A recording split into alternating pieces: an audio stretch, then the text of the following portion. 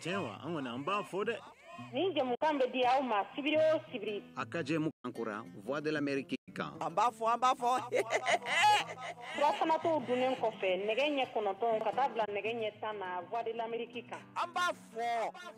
An b'a fɔ sigilen na, an b'a fɔ kama. An b'a fɔ dɛ. An balimaw an wula Mohamed Touré ka bɔ Washington DC VOA soba kɔnɔ n'o ye studio DC ye Amérique faba la n'an bɛ yan ala barika la sisan kɔni an b'a fɔ jɛmukan o kɛnɛ sigira sisan bi y'a ta ko bi ye sibiridon ye fɔlɔ n'o ye marisi kalo o tile 9nan ye ka da musow ka seli kɔfɛla la bi ayiwa an bɛ yan Washington DC bi y'a ta ko 400 o ni 72 ye an bɛ sɔrɔ fiɲɛ turukala 102 sanfɛ Bamako a n'a laminiw na an bɛ sɔrɔ fana an ka fiɲɛ siraw kɛ bɔlɔlɔw kan kɛrɛnkɛrɛnna Facebook kan n'o ye VOA Bambara ye an ka bi babu o bɛ tali kɛ ayiwa duniya ye musow ka tɔgɔladonba seli min kɛ kunun n'a bɛ wele ko 8 mars ayiwa ni kɔni a ɲɛnamali daminɛna Mali la kabini san 1994 na n'o ye bɛɛjɛ fanga nalen Mali la nka caman bɛ k'i yɛrɛ ɲininka bi na musow olu ka lahala a bɛ cogo jumɛn jamana kɔnɔ barisabu ŋaniyaw taara baara dɔw daminɛna sariyaw dɔw tɛmɛna yaasa ka musow bila fɛɛrɛw kɔnɔ min bɛ se k'a to u b'u ka ɲɛnamaya sabati ayiwa jinɛ fan bɛɛ la a seli kɔni kɛra kunun nka bi an bɛna aw yɛrɛ ɲininka musow ka don do aw ka ɲina seli ni a dakun a n'a hakilina a bɛna taa taabolo jumɛn kan ayiwa sisan an bɛna an tulo kɛrɛbɔ ni laseli ye n'an ka segin ka na kuma di an ka dunanw ma ani an ka lamɛnbagaw minnu bɛ weleli kɛ fana Aya foi negame dia wana ma foi mikadi ka wolo baka numbo aya foi negaye ne manyogo mama ikari ne wolo ba ikari tema best tema queen tema she yamba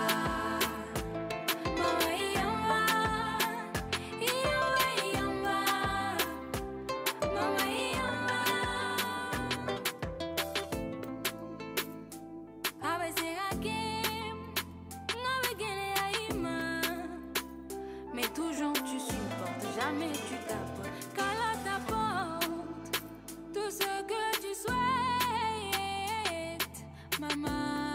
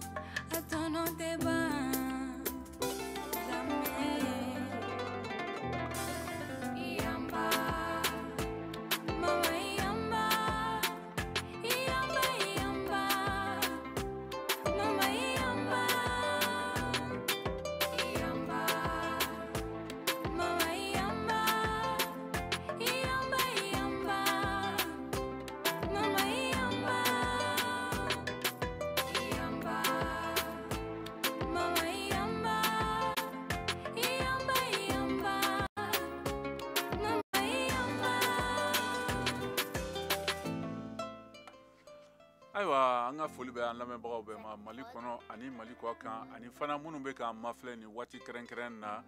Facebook kan n'o y'an ka VOA Bambara page ye aw y'aw bisimila ko kura an b'a jɛmukan de kɛnɛ kan nin y'a ta ko 400 o ni 72 ye ayiwa bi n y'a fɔ cogo min na an ka kuma daminɛ na an ka babu a bɛna tali kɛ musow ka tɔgɔla don seliba min kɛra kunun diɲɛ fan 14 kɔnɔna na ka fara Mali yɛrɛ kan ani kɛrɛfɛ juguw kan a yirala k'a fɔ ko ayiwa jumadon na seli kɛra n'o ye marisi kalo tile 8nan ye duniya fan bɛɛ kɔnɔ musow ka tɔgɔla dɔnba seli kɛra don ko fɔlen ni o sababu fɛ an bɛna ɲininkali kɛ ka musow ka politiko sɔrɔko ladalako ani sigida ɲɛta seli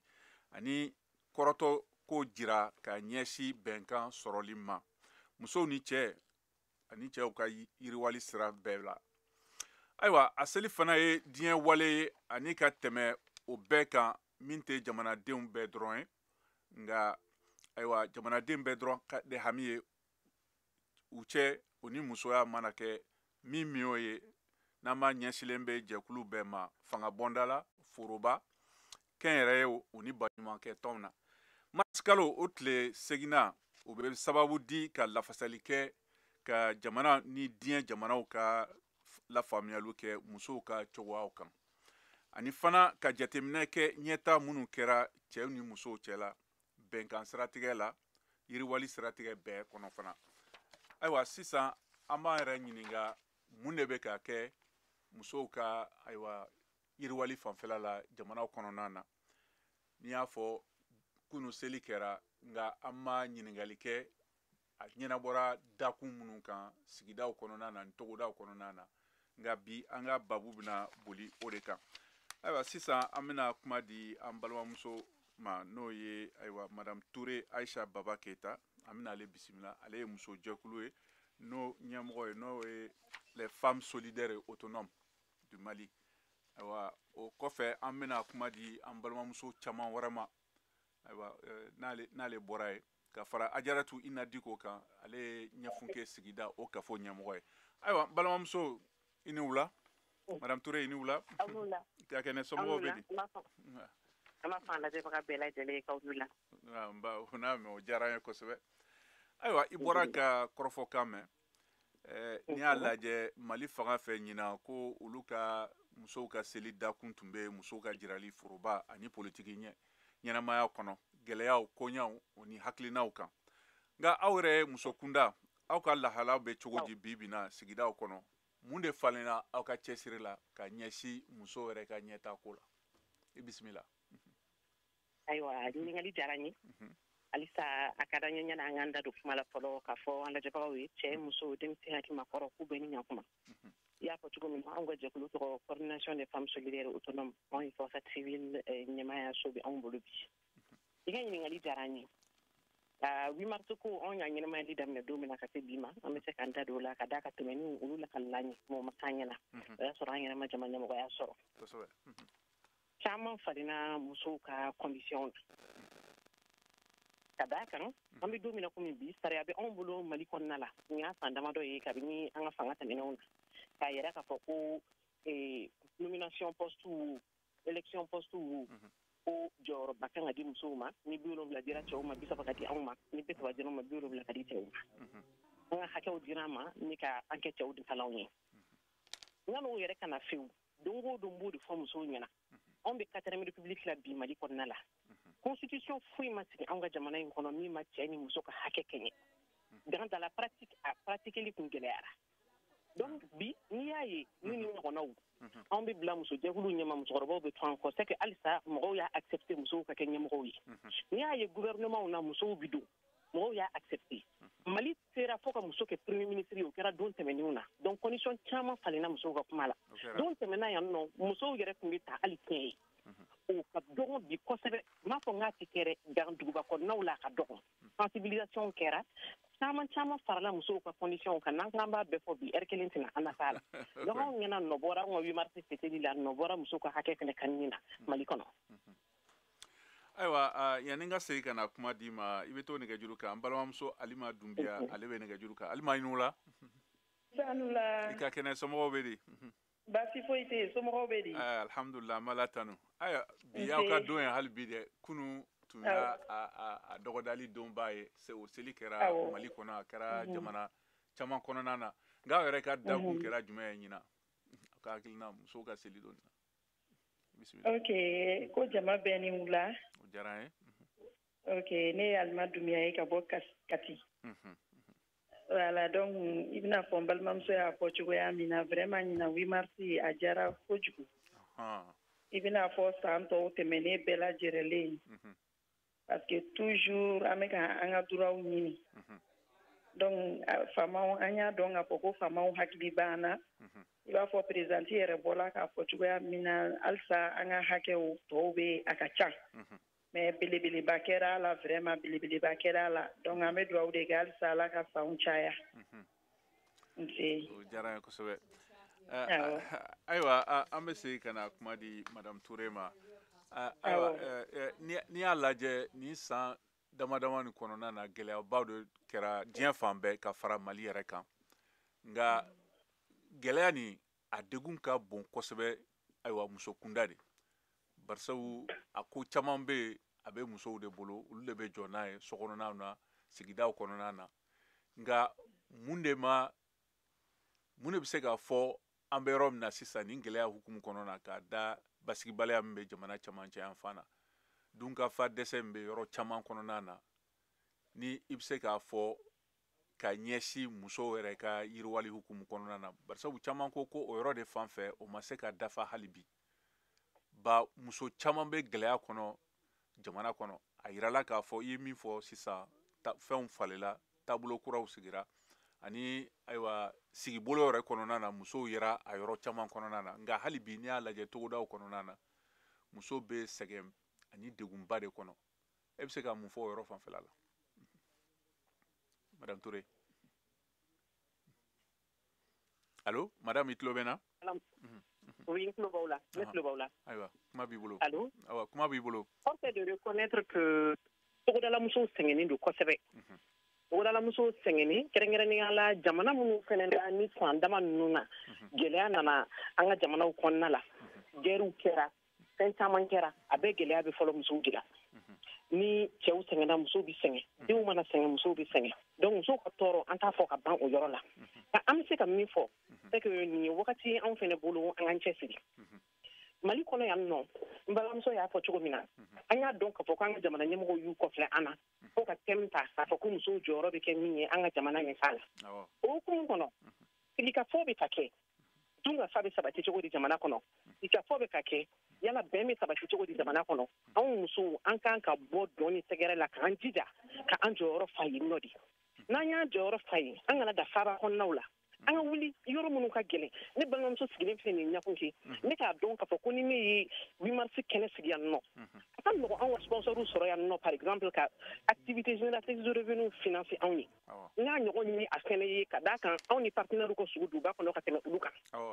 o b'a to mɔgɔw ɲɛ bɛ bɔ sara la yan nɔ minnu yɛrɛ fɛnɛ ni olu bɛ intérieur la olu yɛrɛ fɛnɛ bɛ bolo ɲɛnama sɔrɔ donc ɲɔgɔn dɛmɛ kan ka kɛ musow taala ɲɛ walasa an ka hakɛw sɔrɔ n'an bɔra o yɔrɔ la an balimamuso minnu bɛ yen ni olu ma chance sɔrɔ u ma kalan u ma chance fɛnɛ sɔrɔ ni ka baara dege a caman bɛ yen nɔ nakɔw de b'u bolo caman bɛ yen u bɛ feere de kɛ sugu kɔnɔnaw la anw minnu bɛ kuma musojɛkuluw tɔgɔ la an bɛ kuma ka fɔ ni an association tɔgɔ la anw de kan ka kɛ sababu ye min b'a to jamana b'a kɔfilɛ olu la garantie t'u bolo walasa banque ka juru don u la microfinancew bɛ se ka juru don u la cogo min na k'a sɔrɔ u ma garantie gɛlɛn di u bɛ se ka juru don u la cogo min na structure wɛrɛw ka u ka garantie ta ni an y'an bolo di ɲɔgɔn ma ni ka baara kɛ ka financement ɲini ɲɔgɔn ye ka économie solidaire k'o yiriwa kosɛbɛ jamana kɔnɔ a ka ca ala fɛ jamana ɲɛmɔgɔw bɛ a dɔn k'a fɔ ko musow ye dɔ kɛ u b'an dafa mais k'an k'an sigi ko autorités bɛna a bɛɛ k'an ye a bɛ gɛlɛya n'an y'an sigi anw duguba kɔnɔ musow ko anw ye poste sɔrɔ ko anw sen bɔra a la a bɛ kɛ minnu na intérieur la an ɲɔgɔn musow de don dugu kelenw de b'an bɛɛ kan donc ne ɲɛna o de bɛ se ka kɛ sababu ye min b'a to intérieur musow gɛlɛya minnu sera u ma a kɛra ja gɛlɛya ye o a kɛra guerre gɛlɛya ye a kɛra fɛn wɛrɛ ye o anw minnu bɛ se ka kuma aw ka chaîne n'a ɲɔgɔn sanfɛ anw de bɛ se k'u ka voix porter walasa solution ka sɔrɔ ayiwa an balimamuso madame Jakite Asinatu ale bɛ nɛgɛjuru kan Asinatu i ni wula n ce ayiwa i bɔra ka kɔrɔfɔ kan an bɛ ka kuma musow ka dɔnseli de kan nka e yɛrɛ bɛ se ka mun de fɔ an ɲɛna walima ni ɲininkali jumɛn b'i fɔlɔ k'a lase ayiwa madame Ayisa Baba Keyita ma madame Toure musow ka selidon ɲɛnama ni hukumu kɔnɔna na i bisimila sa ala k'an bɛɛ kelen ma amina amina ala k'an ka laɲiniw sabati amina ale bɛ se ka dɔ fara Ayise ta kan bari au fait ɲinan 8 mars ne m'a fɔ ko 8 mars kɛra ka tɛmɛ ɲinan 8 mars ɲɔgɔn dɔgɔyara Mali kɔnɔ donc ça an bɛ se k'a fɔ an b'a bila hakilina na k'a fɔ ko 8 mars ɲinan Mali kura ko min fɔra a bɛ ka fiɲɛ sɔrɔ dɔɔni dɔɔni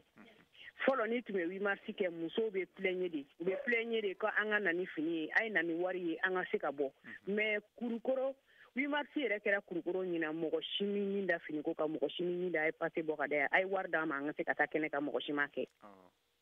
ça veut dire que an bɛ se k'a fɔ Mali kura ko bɛ ka sen allo ayiwa a bɛ comme kuma tigɛra an balimamuso sɔrɔ i yɛrɛ ye an musow sɛgɛnna o hukumu kɔnɔ donc ɲinan kurukoro kunu ne bɛ se k'a fɔ yɔrɔ ka dɔgɔn musow ma lajɛrɛ kɛ yɔrɔ min na u ka nisɔndiya kama mais an bɛ tile min na bi Ayise ye yɔrɔ dɔ fɔ sisan village kɔnɔna ninnu na togodala muso ninnu bi y'a fɔ i kumana dumuni ko ni fɛnw kan tiɲɛ tɔgɔ ye Mamadu an bɛ yɔrɔ min na bi o degun bɛ yɔrɔ caman na a degun bɛ yɔrɔ caman na a dugukolo b'u bolo ka baara kɛ mais a baarakɛfɛn t'u bolo normalement événement an bɛ ɲɛnajɛ kɛ c'est vrai mais an kan ka laɲini dɔw de kɛ ɲɛnajɛ kɔnɔna na 8 mars yɛrɛ dabɔra de u ko ɲɛnajɛ don mais 8 mars ye degun dɔ de kɛli ye mais degun min fana don solution dɔ fana de bɛ sɔrɔ degun na 8 mars kɔnɔ i n'a fɔ togodala musow ta in cogoya an ka fɛɛrɛ bɛɛ ka sɔrɔ min bɛ se k'a to ninnu bɛ se ka fɛnw sɔrɔ minɛn appareil sɔrɔ cogo min na u bɛ se k'u ka yɔrɔw baara sɛnɛ ka se ka yiriwa jamana kɔnɔ o tun ye ne ka umu dɔ ye ka fara Ayise Babata kan ayiwa umu Sila fana b'an bolo yan nɛgɛjuru kan umu ni wula i ka kɛnɛ somɔgɔw bɛ di baasi foyi tɛ somɔgɔw la ayiwa seli kɔni a kɛra n'i ye seereyaw lamɛn madame Jakite bɛ ka min fɔ madame Ture ani Alima nka an ka lamɛnnikɛlaw dɔ fana y'a jira k'a fɔ ko tiɲɛ don a seli nin bɛ kɛ san o san gintanw bɛ kɛ hakili falen falenw bɛ kɛ ayiwa caman bɛ k'a jira k'a fɔ ko musow cɛla ayiwa ko dɔw bɛ yen fana sigidaw kɔnɔna na n'o ye baarakɛdenw ye hali ni seli bɛ kɛ don min na olu bɛ so kɔnɔ u bɛ baara la e bɛ se ka mun fɔ o yɔrɔ fanfɛla nin na bon baarakɛdenw ta fanfɛla la hakili caman fɔr'o la ne yɛrɛ bɛ jɛkulu min na ni bɛ baara kɛ min na kosɛbɛ o ye togodalamusow ka jɛkulu ye parce que ne ye kati togodalamusow ka présidente ye famille rurale anw denw de bɛ na baara kɛ dugubaw kɔnɔ a ko ma nɔgɔ a baara ma nɔgɔ parce que Mali yɛrɛ sariya yɛrɛ la an dɔ sigilen don baarakɛdenw ye mais a ma nɔgɔ dɛ musokɔrɔbatigi ninnu tɛ sɔn hali baarakɛlaw ka jour kelen repos a sɔrɔli ma nɔgɔ o kɛli ma nɔgɔ o laɲini dɔw olu sabati o kɛnɛ dɔ ye 8 mars kɛnɛw ye parce que musow de fɛnɛ don gɛlɛya de b'u fɛnɛ kan pour que k'o gɛlɛya fɛnɛ wuli a bɛ se ka fɔ 8 mars kɛnɛ kan anw togodalamusow kɔni anw ka 8 mars an y'a fêté yɔrɔ o yɔrɔ min na n bɛ kuma ni n ka ɲɛmɔgɔw ka yamaruya ye an y'a fêté yɔrɔ o yɔrɔ min na anw ma dugu fɔ anw ma bala fɔ dɛ an y'an ka o yɔrɔ ɲɛmɔgɔw de wele ka n'u sigi gɛlɛya mun b'an kan ka olu fɔ n'an ka gɛlɛya fɔlɔ dugukolo ko ye togodalamusow an bɛ baara de kɛ sɛnɛ de kɛ an bɛ fɛnw de bayɛlɛma ni dugukolo t'i bolo i b'o baara kɛ cogo di ala anw ka 8 mars basera o de kan kosɛbɛ ɲinan anw ye 8 mars kɛ ka sɔrɔ a ma se parce que anw y'o laɲini olu baara olu kɛ ka kɔn 8 mars ɲɛ o jaabi caman de bɔra 8 mars kɔnɔna la Asanatu y'a fɔ cogo min na Kulukoro région yɛrɛ la surtout o jaabi caman de bɔra Kulukoro région kɔnɔna la a cercle 7 bɛɛ an y'a baara k'a bɛɛ kɔnɔ 8 mars tɛ juru fɔ tɛ bala fɔ tɛ dɛ laɲiniw de don an b'an ka laɲini de labɛn k'a makɔnɔ n'a sera dɔrɔn an bɛ bɔ n'a ye ka da famaw kɔrɔ an bɛ se ka dɛmɛ cogo min na u k'an dɛmɛ ten anw bolo janen tɛ k'a makɔnɔ koyi anw bɛ dɔ de kɛ ka taa n'a ye Mali musow de fɛnɛ bɛ k'o de faamulen bɛ sisan kosɛbɛ hali minnu bɛ place baw la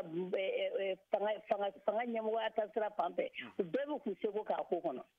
an b'ala de deli sa parce que kɛlɛ ye caman ɲɔngiri jamana in kɔnɔ mais an bɛ ka bɔda ye fiɲɛ bɛ k'an fili sisan n'Ala sɔnn'a ma awa an bɛ segin ka na an bɛna segin ka kuma di madame Touré ma madame i bɔra ka kɔrɔfɔ k'a mɛn sisan dɔw fana y'a yira k'a fɔ ko musow ka baara hukumu kɔnɔna na hakɛ minnu dafara yɔrɔ la n'i y'a lajɛ minnu bɛ togodaw kɔnɔ ani sigidaw kɔnɔ u tɛ bɛnna ayiwa jɛkulu caman bɛ yen u bɛ baara la ka sɔrɔ i b'a sɔrɔ o siratigɛ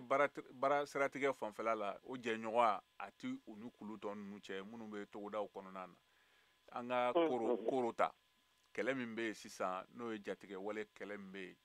ayiwa muso caman ni denmisɛn caman de bɔra Burkina Faso o don a ka ca ni ba 25 ye minnu nana a sigida kɔnɔna na o kɛlen bɛ ka degun kɛ ayiwa dunanjigi yɔrɔw ni kalansow kɔnɔna ni fɛnw na nka caman b'u yɛrɛ ɲininka hali ni fama ma dɛmɛ don fɔlɔ m'a fɔ n k'u m'a kɛ dɛ a fɔra de hali n'u m'a don fɔlɔ muso jɛkulu ninnu kɔnɔna na dɔw wulila ka bɔ Mopti kɔnɔna na o de y'a mara yɔrɔ ye yaasa u ka se ka fɛɛrɛw latigɛ ka mɔgɔ ninnu dɛmɛ ani togo kɔnɔna minnu bɛ Mopti yɛrɛ mara kɔnɔ u ye taakasegin caman k'a kɔnɔna na nka e bɛ se ka mun fɔ o yɔrɔ fanfɛla nin na bawo caman ko dugu kɔnɔnataw u ka gɛlɛyaw an'u ka hakilinaw o ni min bɛ ka kɛ togodaw kɔnɔ o tɛ kelen ye e bɛ se ka fɛn dɔ fɔ ayiwa o de fɔ dɛ dɔw de bɛ fɛ ka fɔ bɔn ne m'a fɔ n ko u bɛɛ tɛ kuma la tiɲɛ tɛ ban awɔ kuma la tiɲɛ tɛ ban n bɛ yɛlɛla o yɔrɔ de la sinon c'est une triste réalité ne ni y'i ka question jaabi fɔlɔ n bɛ n kɔrɔw ni ba minnu kumana tout à l'heure m'u ka kuma dafa c'est clair que 8 mars ye musow ka hakɛw kani don de ye nka an ka akiw fana célébrer don de don i n'a fɔ femme solidaire la an ka assemblée générale de bɛ bɛn 8 mars période ma an bɛ assemblée générale de kɛ an ka san activité génératrice de revenu anw b'o kumaw de ɲɛfɔ an ye tɔnɔ minnu sɔrɔ san tɛmɛnen an ye gɛlɛya minnu sɔrɔ nka ɲinɛnta ni sunkalo nana ka na tengu ɲɔgɔn na bon an y'a jateminɛ an y'a kɛ réunion ye an ye réunion kɛ à l'interne k'an k'o problèmes dégager mais a ɲɛnajɛma yɔrɔ bɛ kɛ ni ala ye sunkalo ɲuman tɛmɛ o bɛ k'i n'a fɔ seli fête parce que n'i ye farafinmuso fana fɔ n'aw farala ɲɔgɔn kan san kɔnɔ siɲɛ kelen o dɔn ni tɛgɛrɛ tɛ kɛ baasi ye parce que sɛbɛ bɛ f'a kɔnɔ maintenant aw ko ko anw dugubakɔnɔmusow ani an balima minnu sigilen bɛ togoda la an ka gɛlɛyaw tɛ kelen ye ne fa hali du fila bɛ tugu ɲɔgɔn na a du kɔnɔ maracogo tɛ kɛ kelen ye u ka gɛlɛya tɛ kɛ kelen ye kuma tɛ maa min sigiyɔrɔ bɛnna dugubakɔnɔna ma ani min sigiyɔrɔ bɛnna togoda ma mais dugubakɔnɔmusow ka rôle bɛ se ka kɛ mun de ye par exemple n y'o de fɔ kan anw sœur minnu bɛ togoda kɔnɔ ka se k'u dɛmɛ anw ni faama ye sigiɲɔgɔnma ye n'a fɔra bi ko ka rencontre kɛ ministre de la promotion de la femme ni musojɛkulu ni ɲɔgɔn cɛ u ka teli ka anw minnu bɛ fara kɔnɔ yan ka anw lasɔrɔ ka tɛmɛ minnu bɛ togoda kan donc ni anw ma se ka o relais fɛnɛ ta ani intérieur lamɔgɔw ni ɲɔgɔn cɛla la o relais ta n'u ye k'u ka inquiétude fara an taw kan ka taa fɔ ni an balimamuso minnu bɛ nin yɔrɔ la nin y'u ka degun ye minnu bɛ nin yɔrɔ la nin y'u ka degun ye nafa ma kɛ anw ka muso ɲɛmɔgɔya la kelen filanan ye min ye maa minnu ni u déplacé filɛ sisan ko jatigɛ wale y'u déplacé nin ko in n'i ma fili an ka sous région na yan nɔ a kun wusulen bɛ Mali de la yan nɔ san tɛmɛnenw na n'i ye aide o aide ma dɛmɛbaga jɛkulu tɔw fɔ n'i ye muso jɛkulu bɔ dɛmɛ la a tɔw b'a den ka d'a kan muso yɛrɛ de tɔgɔ ko ɲinɛ n'a fɔra ko ka fini bɔ ka taa di réfugiés ma muso jɛkulu de fɔlɔ bɛ an denw ka fini kɔrɔw ni min se ye kura ye a b'a sa ka fara kan anw yɛrɛ coordination des femmes solidaires an y'a caman kɛ anw ta misali laban ye jatigɛ wale minnu kɛra Moti mara kɔnɔna la a ma dogo mɔgɔ si la depuis n'a ka kalan fo sɔrɔsiw tɛ sɔn civil ka taa yɔrɔ la ne fɔlɔ de n ka délégation de sera o yɔrɔ la walasa k'a jira ko anw ka cotisation 20 na anw se kɛra nin de ye ka jɛɲɔgɔnbaka jɛkulu ta fara kan k'a di donc n'a fɔra ko na ni jamana ɲɛmɔgɔw ka u ka parce que administration mana kɛ cogo cogo a tɛ teliya i n'a fɔ association anw bɛ se ka wuli dɔrɔn bi ka décision dɔ ta sini an bɛ taa kɛ administration bɛ jateminɛ dɔw kɛ a ka bolofara minnu bɛ yen ka ordre d'u ma olu ka nin kɛ n'a fɔra ko muso jɛkulu de fɔlɔ la ka wuli ka se yen a tɛ bali anw na a tɛ bali an na o ye u ka raison d'être ye mais ni kunnafoni sugu dira anw fana ma activité o activité o mana k'an fɛn o fɛn bolo nin wagati in na o muso jɛkulu tɔgɔ n'o bɛ Moti mara kɔnɔ walima a bɛ sigida wɛrɛ la o anw kan ka se ka o tigiw dɛmɛ halisa ka dɔ bɔ an ka nisɔndiya walew la ka d'a kan an balima minnu bɛ u degunnen minnu déplacélen don u degunnen don Et pour dans la muso ka degun fo on le reconnaît une belle muso ko mana tout de suite de quartier on le reconnaît ka poko degun buka mais munu yere 8 mars ko nana chogomina an yere ba do ka poko ouvrier do de wil da ni ka keleke adoni kini kama ku ka hake soro do yere ni torala uma hake nu uma keleke le 8 mars ka soro kera processus ko tana ne kana kunche 8 mars ni nyana aki munu kera ani san ka bi bede fanga na on fe amali kono 8 mars be fete anyana aki ube ka ke san fa ali sanni anya faranga priorité uka aka tala fe nyani san were san munu be duka jama do bon ambal moko duguna to goda kon na la fami kuma were fo on fa ne beta jamana were moko deme o ine akil natai aywa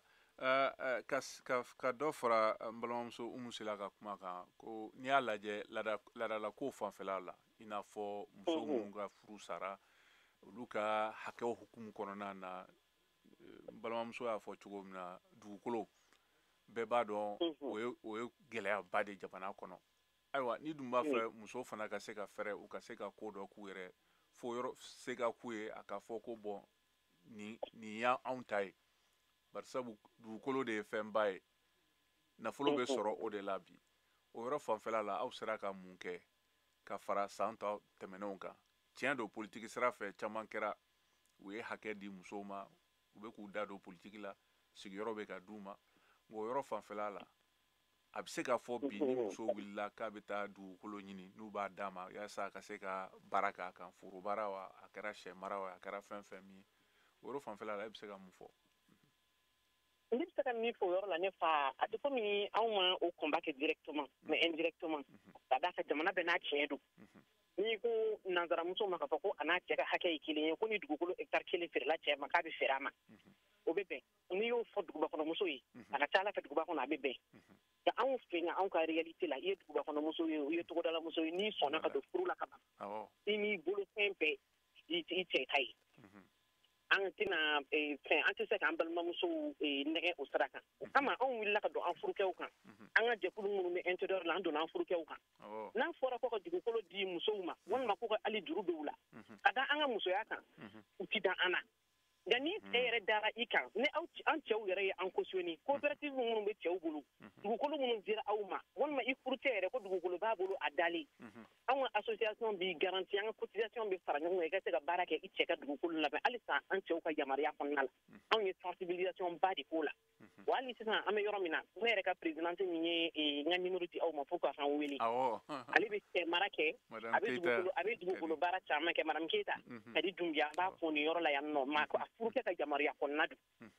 a y'a faamuya kosɛbɛ ka fɔ ko hali fɛn min tɛ se ka sɔrɔ a muso tɔgɔ la ni ale y'a ta tɔgɔ la k'a di muso ma an ka muso dɛmɛ k'a labaara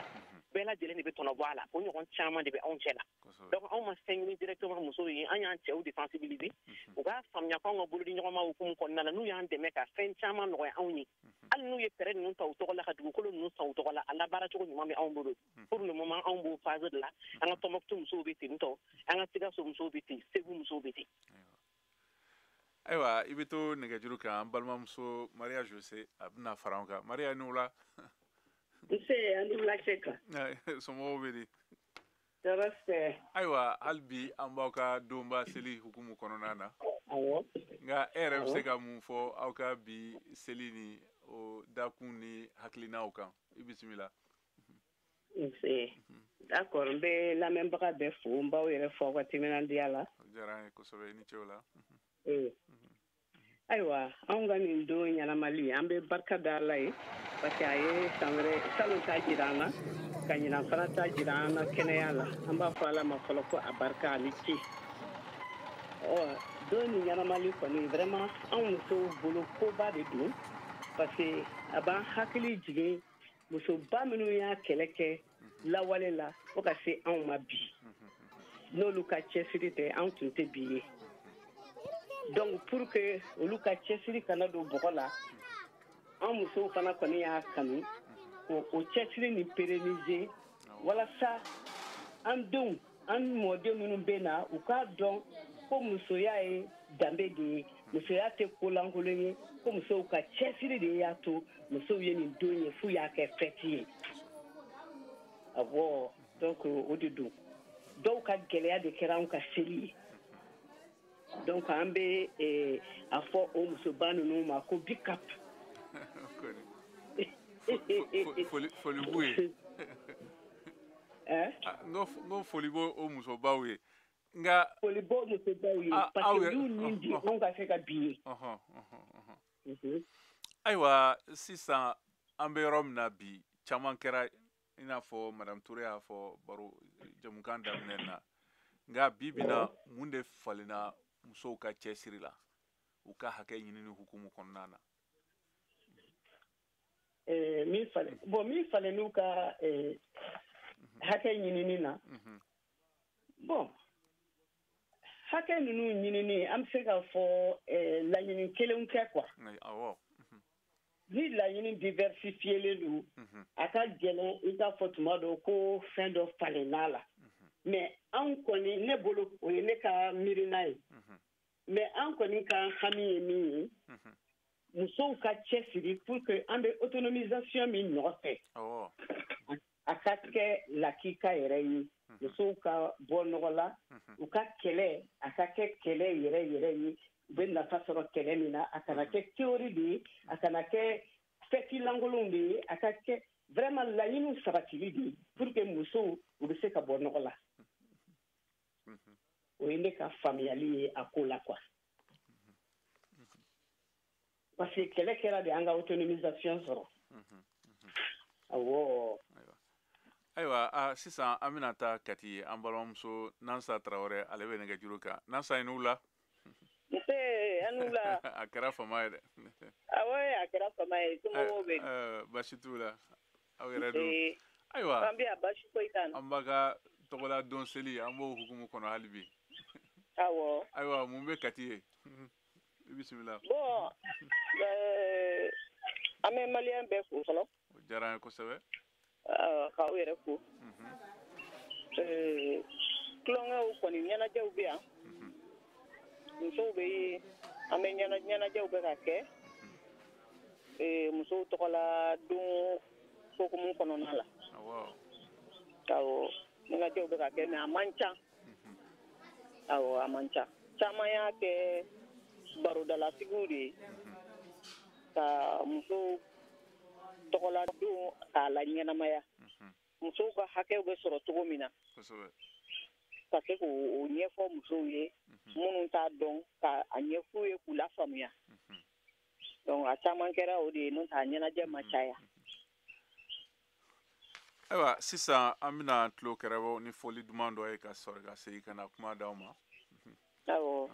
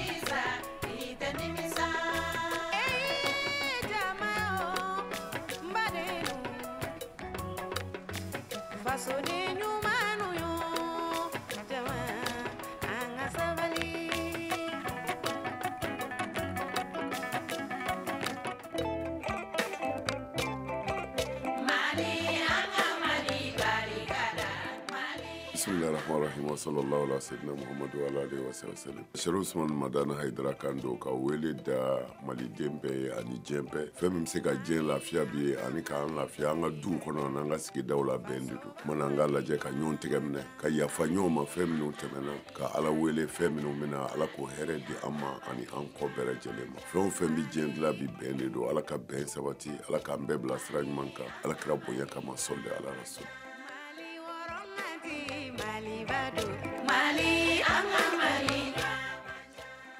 Ayiwa n balimaw halisa a bɛ an b'a fɔ jɛmukan de kɛnɛ kan an ka foli b'an lamɛnbagaw bɛɛ ma mali kɔnɔ ani mali kɔ kan ani minnu fana bɛ ka mafilɛ fiɲɛ sira fɛ ni waati la facebook kan n'o ye VOA Bambara page ye ayiwa an bɛ segin ka na VOA soba kɔnɔ n'o ye studio 10 ye ani an balimamuso Maria Jose ani Nansa Traoré ka bɔ Kati olu b'an bolo yan ayiwa minnu b'a fɛ k'u da don an ka baro la a bɛ se k'an sɔrɔ nɛgɛjuru fɛ halisa n'o ye 001 202 619 02 70 o tɛ dɔwɛrɛ to dunkan na fu fila kelen fila wɛrɛ fu kelen fila wɔɔrɔ tan ni kɔnɔntɔn fu kelen fila ani 70 ayiwa an bɛ segin ka na kuma di Nansa ma Nansa yana Maria ka kuma daminɛ e yɛrɛ fɛ musow ka hakɛ kɔnɔna na e bɛ taa ka segin la don o don sugu la mun de fanala aw ka lahalayaw kɔnɔna na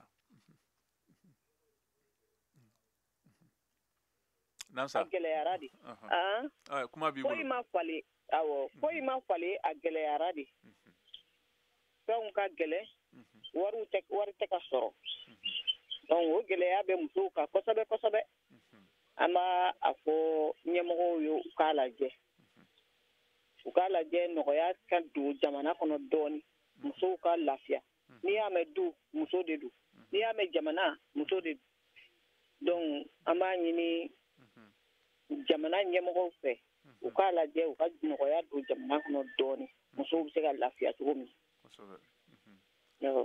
Ayiwa Maria ayiwa e ye muso jɛkulu maa dɔn n'o ye Fédération des femmes du Mali des associations n b'o fɔ district de Bamako ayiwa e bɛ se ka mun de fɔ musow ka lahalayaw kan bi bi na Mali kɔnɔ ye Maria i tulo bɛ n na allo Maria i tulo bɛ n na allo n tulo bɛ n na wa awɔ n tulo b'i la Seka n tulo b'i la ayiwa an k'an bɛ yɔrɔ min na sisan musow yɛrɛ ka lahalayaw bɛ cogo jumɛn bon ka taa ni wagati cogoya ye gɛlɛya dɔɔnin bɛ musow kan ka taa ni wagati yɛrɛ cogoya ye diɲɛ yɛrɛ cogoya Mali yɛrɛ cogoya ye gɛlɛya dɔɔnin bɛ musow kan musow kɔni ka laɲini ye bɔnɔgɔla ye n'u sera ka sira ɲuman sɔrɔ sira ɲuman sera ka don u kɔrɔ u b'a fɛ ka sɛbɛ kɛ parce que n'i y'a jateminɛ bi association ninnu yɛrɛ muso fɛn fɛn b'a la n bɛ minnu dɔn n tɛ se k'a bɛɛ dɔn nka n bɛ minnu dɔn muso cɛsirilenw don ni dɛmɛbaga sɔrɔl'u la dɔrɔn n y'a dɔn u bɛ se ka kobaw kɛ ka bɔ nɔgɔ la parce que entreprise tɛ taa ni dɛmɛ tɛ musow kɔni mago bɛ dɛmɛ na u mago bɛ dɛmɛ na an bɛ yɔrɔ min na bi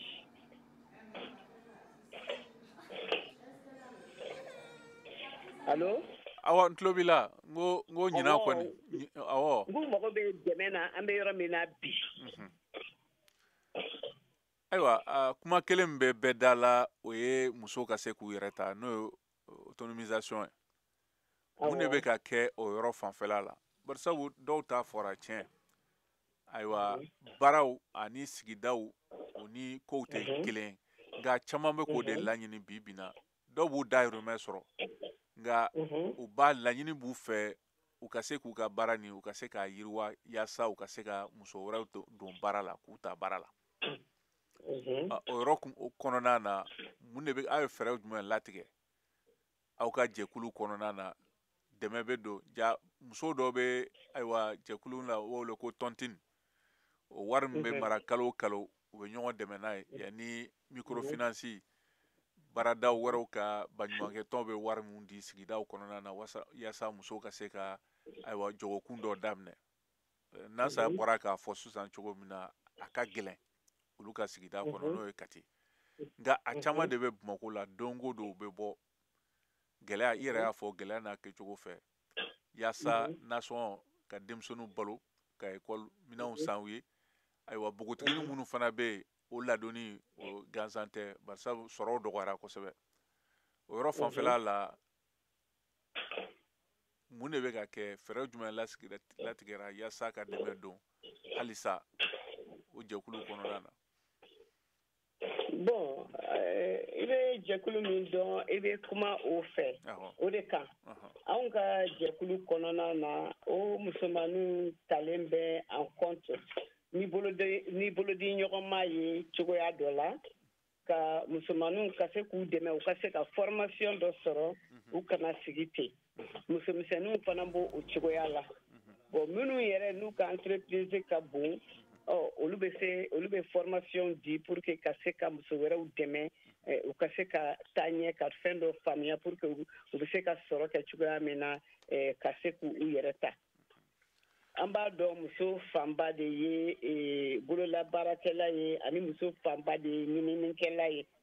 jamana kɔnɔ jamana bɛɛ bɛ ten farafin jamana bɛɛ bɛ ten musow de ye ɲininikɛla ye musow de ye don o don ka bɔ ka taa sugu la ka bɔ ka taa feeremisɛnninw kɛ ka na jamana farafin jamana bɛɛ bɛ ten musow de caman de b'o kɛ mais an ka jɛkulu kɔnɔ anw faralen bɛ ɲɔgɔn kan pour que an bɛ se ka ɲɛtaa sɔrɔ ɲɔgɔn fɛ an bɛ se ka ɲɔgɔn bɔ dibi la min bɛ min dɔn o bɛ na n'o ye ani minnu b'an ɲɛ n'o ye an ka jɛkulu ɲɛmɔgɔw yɛrɛ ye dɛmɛ cogoya dɔw b'u bolo ka kɛ an ye parce que u miirina ye musow de ye musow ka dɛmɛ u miirina y'o de ye i y'a faamuya donc vraiment o yɔrɔ ta fanfɛla la ayiwa an kɔni an bɛ se k'a fɔ n'a jɛkuluba ye dɛmɛ sɔrɔ an ka muso jɛkulu bɛ bɔ nɔgɔ la. ayiwa i bɛ to nɛgɛjuru kan an balimamuso madame Kulibali Aminata Danbele muso i ni wula i ka kɛnɛ somɔgɔw bɛ di ayiwa ani balimamuso Maria Jose bɛ yan ani Nansa an bɛ ka kuma aw tɔgɔla don seli min kɛ daminɛna kunu barisabu a seli ma ban don kelen tɛ o. Awɔ effectivement. ayiwa e yɛrɛ hakilina ye jumɛn ɲinan ta nin kan aw ka sigidaw kɔnɔna na. Bon alhamdulilayi rabil alamina an bɛ ala fo k'a barika ɲuman da k'an ka autoritéw fɔlɔfɔlɔ fo Asimina ka jama vraiment an bɛ jɛkulu dɔ de la an bɛ bon ne kɔni bɛ se ka kuma an ka jɛkulu tɔgɔ la an bɛ dɛmɛ jɛkulu min kɔ bon nin jɛkulu nin vraiment 8 mars kelen bɛ ka musow dɛmɛ kosɛbɛ 8 mars ko la u bɛ formation k'an kunna formation yɛrɛ fɛn bɛɛ u b'a k'an kunna dumuni kan u b'a k'an kunna hali anglais la u b'a k'an kunna leadership la c'est-à-dire formation fɛn o fɛn mana en savon fɛn a tɔgɔ eau de javel savon gabakurunin ayi u bɛ savon in sa a tɔgɔ bayɛlɛmɛli u b'a k'an kunna bayɛlɛmɛli bɛɛ la formation bɛ k'an kunna fɛngɛ bɛɛ la bon an yɛrɛ an ka musow ye muso cɛsirilenbaw ye tiɲɛ yɛrɛ la muso cɛsirilenbaw 8 mars kɛra kunungo an ka commune 6 yɛrɛ par exemple commune 6 y'a fêté a kɛra éclat ba de musow bɔra i b'a dɔn musow yɛrɛ de ye du fanba bɛɛ ye musow de bɛ cɛw ta musow de bɛ denw ta musow de bɛ fɛn bɛɛ kɛ du kɔnɔ bon musow bɔra fɛnɛ k'u jɔyɔrɔ fa kunun kosɛbɛ kosɛbɛ an ka 8 mars na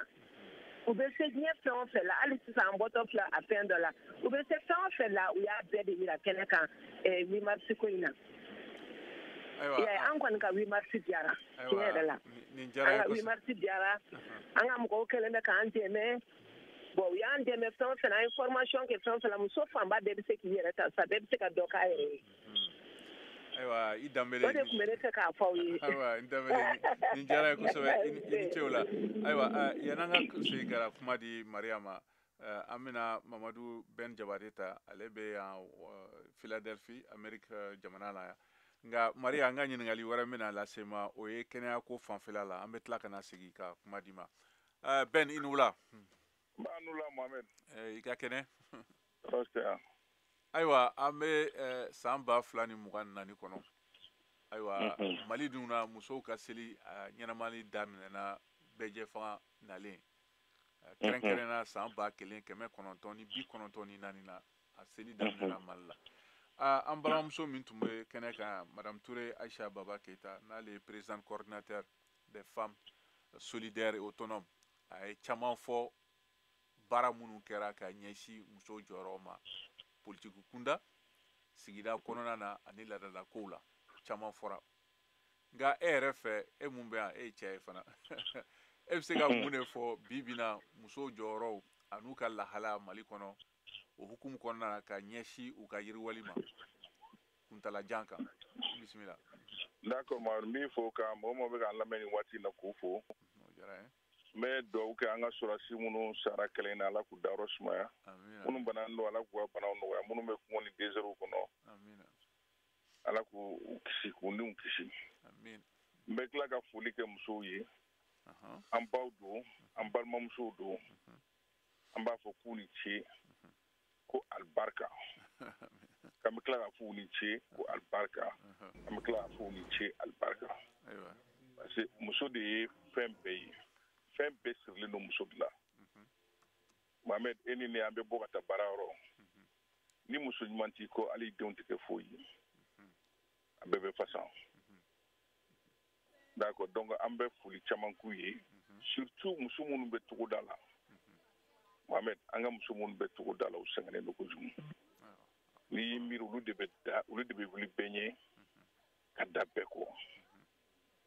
donc k'a fɔ ko fɛn bɛ ka kɛ musow ye foyi tɛ ka kɛ musow ye foyi ma k'u ye Mohamed n'i ye diɲɛ yɛrɛ jateminɛ sisan muso de ka ca cɛ ye mais Mali gouvernement jateminɛ muso joli b'a kɔnɔ e bɛ muso joli don a kɔnɔ i bɛ taa baarakɛlaw bɛɛ la i bɛ muso joli lajɛ min ye directrice ye Mali yɛrɛ dun sariya la n'i ma fili an ko k'u ka 30% ko k'o di musow ma jɔyɔrɔ fɛn fɛn la k'u ka 30% politiki jɔyɔrɔ la wo a mana k'a fɛn fɛn k'u ka 30% d'u ma Mohamed est-ce que o dilen d'u ma est-ce que an bɛ ka insister denmusow ka kalanni ko la wa donc Mohamed mun de kɛr'u ye parce que ni tɔɔrɔ fɛn fɛn wulila jamana kɔnɔ muso de fɔlɔ bɛ tɔɔrɔ ni cɛ tɔɔrɔ la ale de fɔlɔ bɛ tɔɔrɔ ni den tɔɔrɔ la ale de bɛ tɔɔrɔ n'a yɛrɛ tɔɔrɔlen don ale de bɛ tɔɔrɔ donc an ye mun kɛ musow ye a fɔra musow ye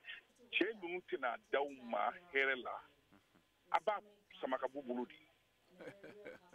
n'an ma wuli ni musow ma wuli k'u jɔ u jɔyɔrɔ la k'u ta kɛ cɛw nɔfɛ yala ye k'u ta kɛ cɛw nɔfɛ ye n'a fɔra ko min ka kɛ dɔrɔn an bɛ bɔ an bɛ taa dununbaw fɔ an bɛ tɛgɛrɛbaw fɔ o ye fɔlɔ ye dɛ an kan t'o ma o fɔlɔ ye dɛ o tɛ bi bi na Mali la dɛ Mohamed hali sisan u bɛ k'o de kɛ o u bɛ cɛw nɔfɛ de o e ye muso jumɛn k'a y'i kunna bɔ Mali présidentielle élection présidentielle la i kana ɲina sigida ladakaw kan fana o fana bɛ Maria bɛ yan a bɛ tila ka n'i jaabi o non Mohamed mais e bɛ Mali directrice joli dɔn Mali kɔnɔ i bɛ société ba joli dɔn ka a ɲɛmɔgɔya bɛ muso bolo mais n'i y'a ye ni sonyali baw tɛ ban ka jamana kɔnɔ parce que cɛw bɛ tila o ɲɛmɔgɔw ye olu de ye zonbaw ye e ye muso joli minɛli k'a ye sonyali kɛ muso caman fana sonyali la o muso caman fana tiɲɛni na o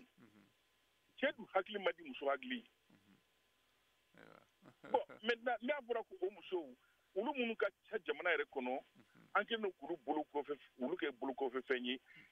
tuma dɔ la diinɛmɔgɔw yɛrɛ y'a tɔ bi juguya n'a ye ka sɔrɔ diinɛmɔgɔw yɛrɛ bɛ ka min fɔ musoko la o ye kanu de ye o tɛ tiɲɛ ye parce que Ala ko k'i kana muso yɛrɛ bila baara yɛrɛ la a man kan i k'a bila baara yɛrɛ la i k'a tɔɔrɔ fɛn fɛn bɛ se k'a tɔɔrɔ i kana kɛ mais est ce que an b'o kɛ la wa ayiwa Ben u bɛ tɔɔrɔ la de o Mohamed ne bɛ min fɔ musow ye u ka wuli de k'u ka droit réclamer u k'a sama ka bɔ cɛ ninnu bolo de u b'a sira la kɛ a baara bɛ la u b'a sira la o caman kɛra parce que minnu bɛ ɲɛmɔgɔya la o tɛ komi Rose minnu ye révolution ninnu kɛ Amérique yan nɔ minnu ye nin kuma ninnu daminɛ u tɛ ka baara in kɛ komi olu bɛ baara kɛ cogo min na olu sen da duguma de k'a sama ka b'u bolo ayiwa Ben n'u m'a sama cɛ ninnu t'a bila dɛ kabini Mali yɛrɛ kɛra Mali ye premier ministre joli kɛra muso ye a kɛra siɲɛ kelen na kɔni an t'a dɔn ni fanga yɛrɛ tun b'a bolo sa wa na tɛ ayiwa Ben i ni ce o la an bɛna kuma di Maria ma Maria bɛ nɛgɛjuru kan hali bi Maria ayiwa i bɔra kan n balimakɛ ka kuma kan mɛn ayiwa yanni k'a jaabi an bɛ ka kuma sisan ayiwa kɛnɛya ko fanfɛla la bari sabu an bɔra ka fɛn fɛn min fɔla sisan du kɔnɔ yɛrɛ muso dɔ y'a jɔyɔrɔba ye a bɛɛ la nka kɛnɛya fan fɛ e bɛ se ka mun de fɔ musow ka kɛnɛya yɛrɛ ani npogotigininw ta fanfɛla la jamana kɔnɔ ye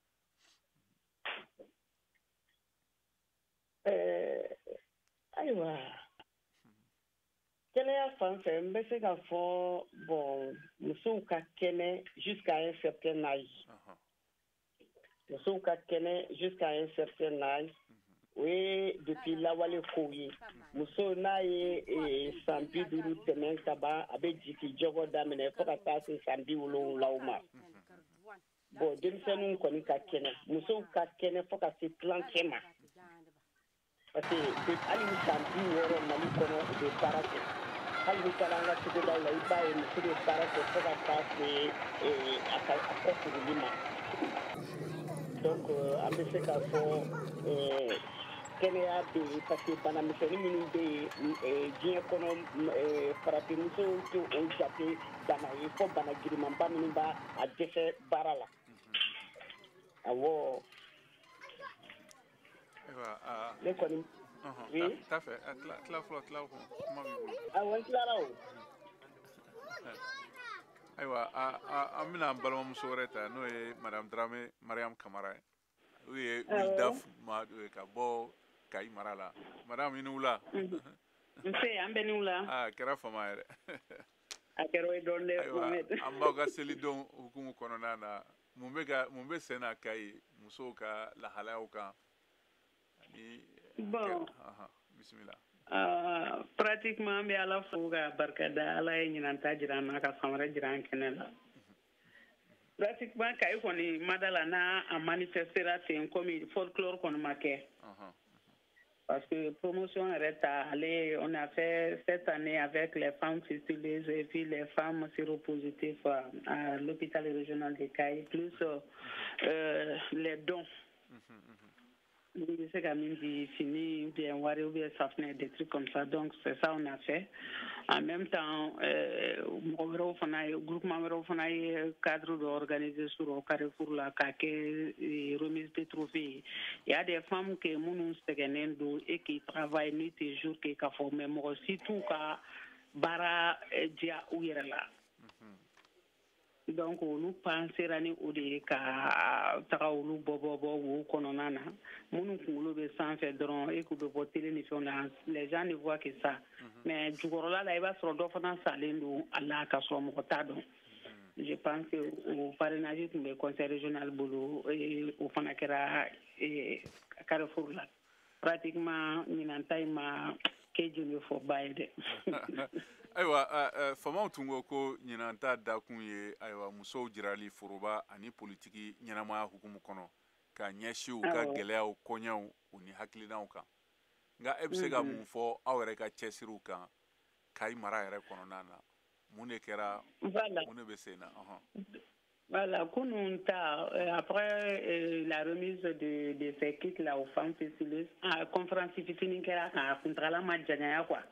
Parce que pratiquement bɛɛ kun humilié don donc a ma jagaya mais ce qui est sûr gouvernement b'o ko min fɔ ko ɲinan thème ka ko ye a kɛra ye a diyara n ye Mohamed mais toujours c'est les mêmes choses qui persistent. Oui, a tɛ kɛ la o. Il faut se référer seulement et ka gouvernement yɛrɛ ka composition jateminɛ mɔgɔ 20 de joli muso joli b'a kɔnɔ. Ben bɔra k'o fɔ sisan. Voilà, donc n tun tɛ ka hali o kalama en même temps quand tu prends même notre région et localement n bɛ yɔrɔ min na n'o ye Kayi il y a 52 services et techniques. Au 52 services techniques, il y a ta déterminant. Je peux citer que 3 seulement sont directrices. 3 des directrices, tout sinon à tort et 49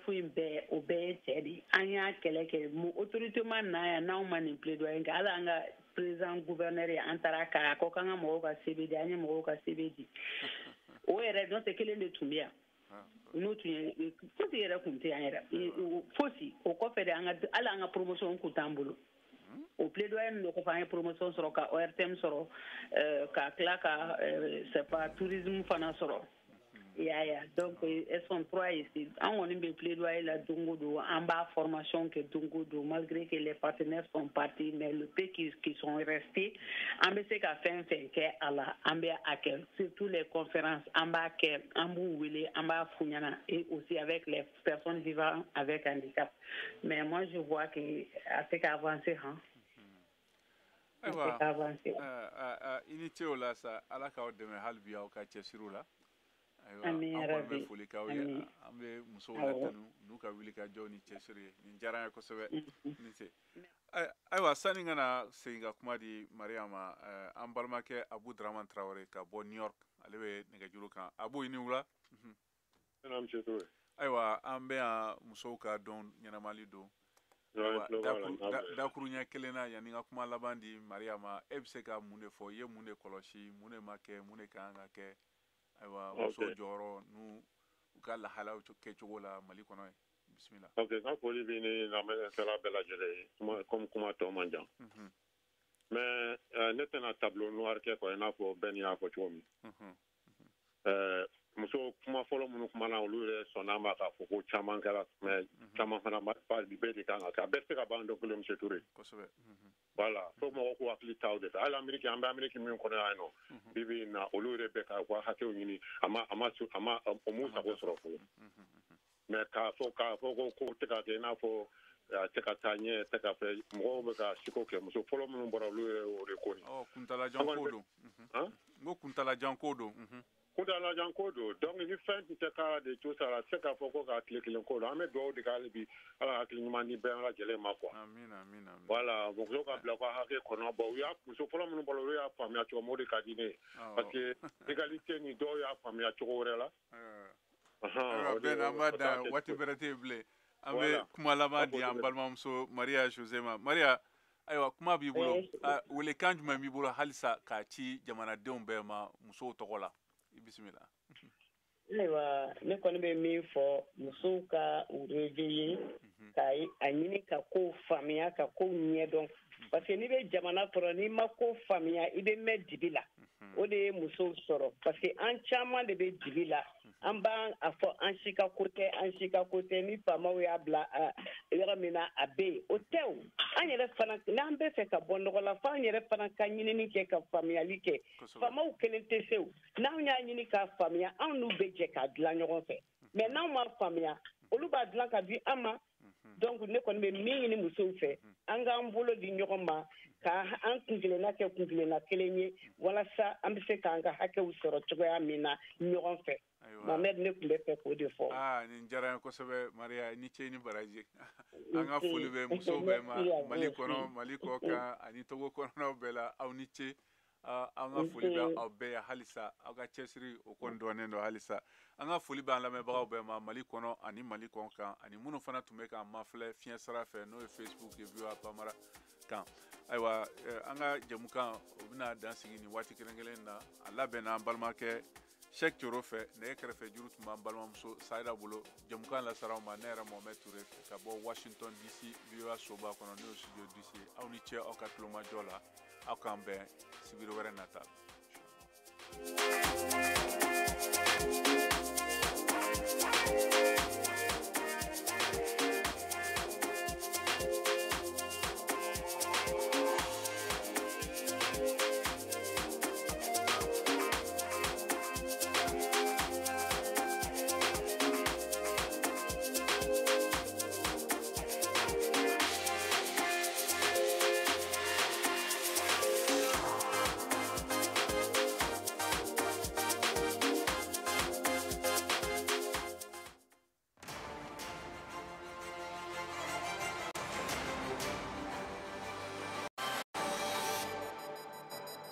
a y'aw ka kunnafoniyaw sɔrɔ don o don sɔgɔma VOA tabalen kan VOA Bambara ka tile a y'aw ka kunnafoniyaw sɔrɔ don o don sɔgɔma VOA tabalen kan VOA Bambara ka tile kunnafoniya kun fɔlɔw sanga 30 kɔnɔna na o bɛ kɛ don o don tɛnɛn ka taa bila juma la sɔgɔmada nɛgɛ kaɲɛ 7 mana tɛmɛ ni sanga 30 ye wa segin bi k'a kan tuguni nɛgɛ kaɲɛ 9 waati ni VOA tabalen ye a y'aw ka tile kunnafoniya kun fɔlɔw sɔrɔ Mali ale ni diɲɛ bina kun kan